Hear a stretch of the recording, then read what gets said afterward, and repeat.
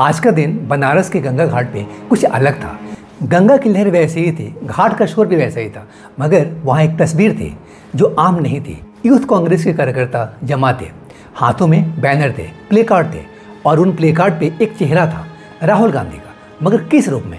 एक हाथ में था भगवान परशुराम का फरसा, वही फरसा जो शक्ति का प्रतीक है, न्याय का प्रतीक है और ब्राह्मण अस्मिता की आन है, और दूसरे हाथ में भारत का संविधान था, वो दस्तावेज जो दलितों, पिछड़ों और अल्पसंख्यकों के अधिकारों की नींव है। फ्रेंड्स, आज राहुल गांधी का 56वां जन्मदिन है, 56th बर्थडे, और इस जन्मदिन पे काशी की धरती पर एक ऐसा राजनीतिक संदेश भेजा गया जो सिर्फ तस्वीर नहीं है, एक पूरी रणनीति है। सवाल यह है, आखिर इस तस्वीर का मतलब क्या है? यह तस्वीर किसे डराने की कोशिश है, किसे लुभाने की कोशिश है, और क्या यह कांग्रेस की नई राजनीति का पहला बड़ा संकेत है? आज अनजिप्ड पर, इस चैनल पे हम इसी को बेहद आसान भाषा में विस्तार से समझेंगे। नमस्कार, मैं आशीष शरण और आप देख रहे हैं अनजिप्ड। और अगर आप ये वीडियो फेसबुक पे देख रहे हैं, फिर आप देख रहे हैं न्यूज अनजिप्ड। आइए इस वीडियो में आगे बढ़ते हैं।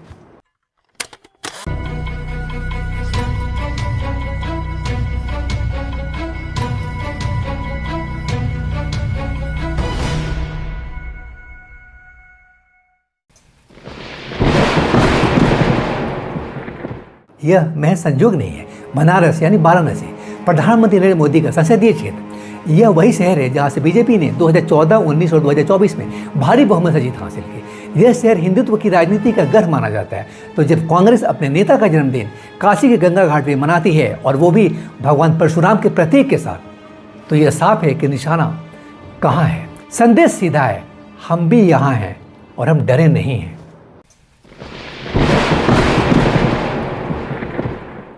भारतीय राजनीति दशकों से दो धुरियों पे घूमती रही है। पहली धुरी है मंडल यानी पिछड़े वर्गों की राजनीति, सामाजिक न्याय की राजनीति, ओबीसी, दलित, अल्पसंख्यक, इन तबकों को संविधान के जरिए आरक्षण और अधिकार देने की राजनीति। इसकी नींव डाली थी डॉक्टर भीमराव अम्बेडकर साहब ने, और इसे ऊंचाई दी थी 1990 में वीपी सिंह सरकार की, जो सरकार थी, वीपी सिंह की सरकार थी, जब मंडल आयोग लागू हुआ। और दूसरी धुरी है कमंडल यानी धर्म और सांस्कृतिक राष्ट्रवाद की राजनीति, हिंदू पहचान, मंदिर, तीर्थ, परंपरा और धार्मिक प्रतीकों की राजनीति। बीजेपी और आरएसएस ने इसी कमंडल की राजनीति के बल पे उत्तर भारत में अपनी जड़ जमाई।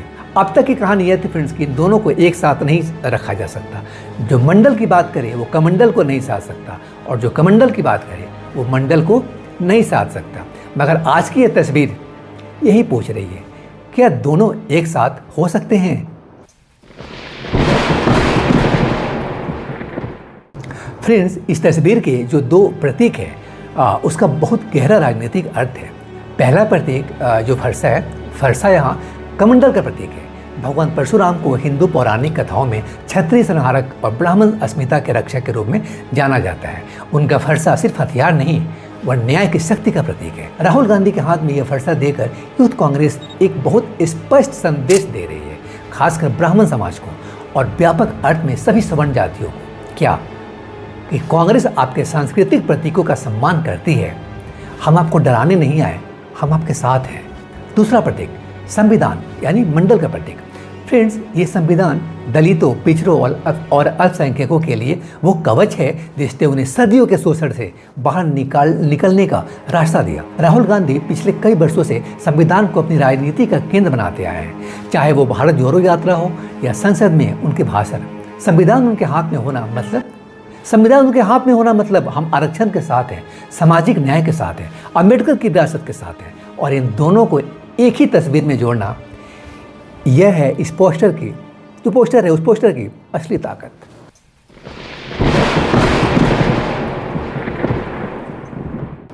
यह पोस्टर अचानक नहीं आया, यह एक लंबी राजनीति का हिस्सा है। फ्रेंड्स, पिछले कुछ वर्षों में राहुल गांधी ने देश के बड़े बड़े हिंदू तीर्थ स्थलों का दौरा किया है। वे केदारनाथ गए, 2 दिन वहां रुके, रुद्राभिषेक किया, बाबा भैरवनाथ का आशीर्वाद लिया और तीर्थ यात्रियों से मिले, उनका हाल चाल जाना। और उन्होंने यह साफ कहा कि यह उनकी निजी आध्यात्मिक यात्रा है, कोई राजनीतिक कार्यक्रम नहीं।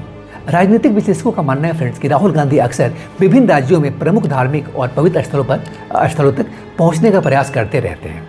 सोमनाथ, द्वारका, मंदिर में पूजा, यह सब मिलकर एक तस्वीर बनाती है। वो तस्वीर यह है कि राहुल गांधी एक ऐसे नेता हैं जो हिंदू आस्था का भी सम्मान करते हैं और साथ ही संविधान के मूल्यों पर भी खरे रहते हैं।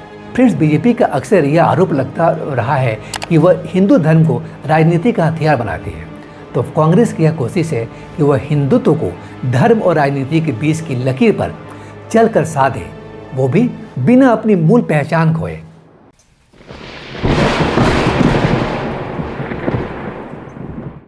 फ्रेंड्स, ये तस्वीर ब्राह्मण और सवर्ण मतदाताओं के लिए एक संदेश है। कैसे? परशुराम का फरसा यह कहता है कि कांग्रेस उन्हें अनदेखा नहीं कर रही। उत्तर प्रदेश के 2027 के विधानसभा चुनाव अगले साल जो है नज़दीक है। यूपी में ब्राह्मण मतदाता एक निर्णायक भूमिका निभाते हैं। कांग्रेस इस तबके तक पहुंचना चाहती है। इसी तरह दलित, पिछड़े और अल्पसंख्यकों के लिए भी एक संदेश है। क्या?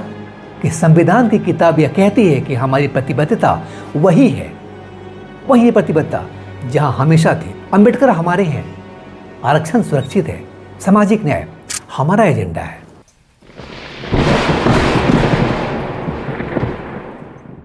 यह तस्वीर बीजेपी और आरएसएस के लिए एक सीधी चुनौती है। यह कहती है हिंदू प्रतीकों पर आपका एकाधिकार नहीं है।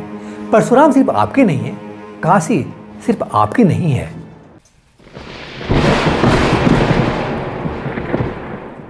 यह तस्वीर एसपी और बीएसपी की पारंपरिक जमीन पर भी सेंध लगाने की कोशिश है, जहां ये दल मंडल की राजनीति के एकमात्र पहरेदार माने जाते हैं।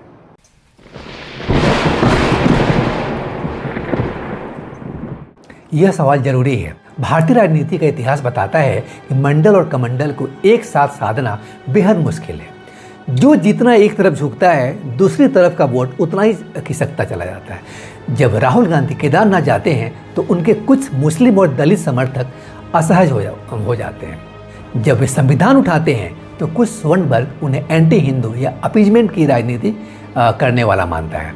दोनों को एक साथ खुश रखना यही सबसे बड़ी चुनौती है। लेकिन अगर कांग्रेस इस संतुलन को बनाए रख सके तो यह भारतीय राजनीति में एक नया सामाजिक समीकरण खड़ा कर सकती है। एक ऐसा समीकरण जहां अगड़े और पिछड़े दोनों एक मंच पर आ सके।